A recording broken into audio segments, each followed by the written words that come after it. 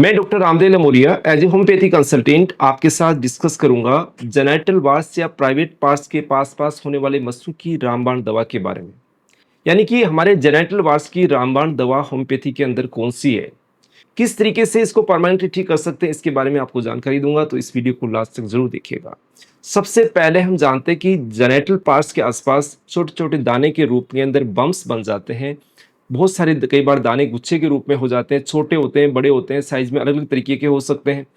एक हो सकते हैं, अनेकों हो सकते हैं। जेनेटल पार्ट्स के ऊपर हो सकते हैं या अंदर वाले हिस्से में भी हो सकते हैं, या आपके ग्रोइन वाले एरिया के आसपास छोटे छोटे दाने अगर नजर आ रहे हैं या आपके एनल ओपनिंग के आसपास दाने नजर आ रहे हैं, तो इसका मतलब आपको जेनेटल वार्ड्स की समस्या है।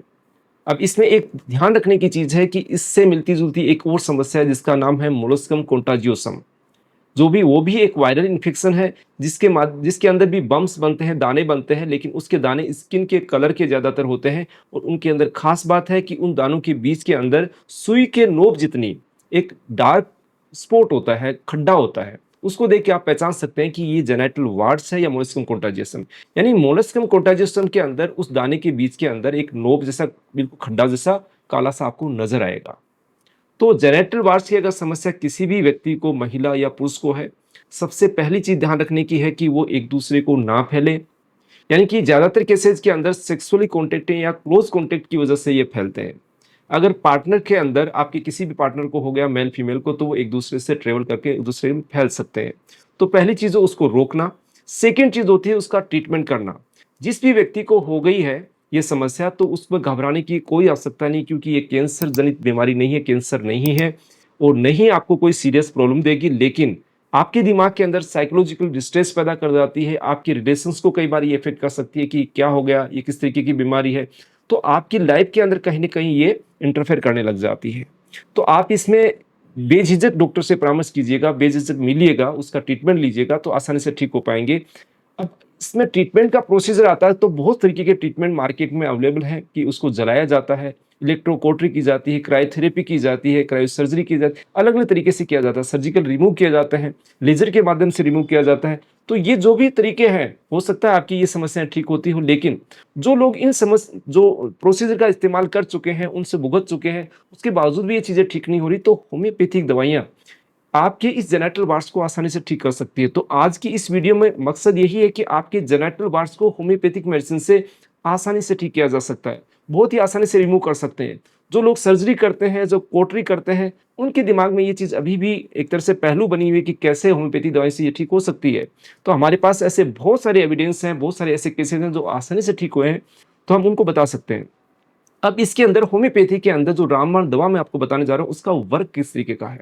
वो बॉडी के अंदर जो वायरल आपकी स्किन का इन्फेक्शन हो गया, उसके प्रति अगेंस्ट के अंदर एक एनवायरनमेंट तैयार कराती है, जिसके माध्यम से धीरे धीरे वो वायरस आपकी बॉडी से निकलना स्टार्ट हो जाता है। क्योंकि ये वायरस जनित बीमारी है, यानी कि एस ह्यूमन पेपिलोमा वायरस, जिसको एचपीवी भी बोलते हैं, उसकी वजह से आपकी स्किन के ऊपर बम बनना स्टार्ट हो जाते हैं और आपकी इम्यूनिटी को इतना स्ट्रॉन्ग कर देती है उस कंडीशन के अंदर कि धीरे धीरे आपकी जो वार्ड्स हैं, मस्से हैं, सूख के गिरने लग जाते हैं। और एक स्टेज ये आती है कि धीरे धीरे पूरे आपके मस्से आपके गिरना स्टार्ट हो जाते हैं, पूरा एरिया पहले जैसा नॉर्मल हो जाता है।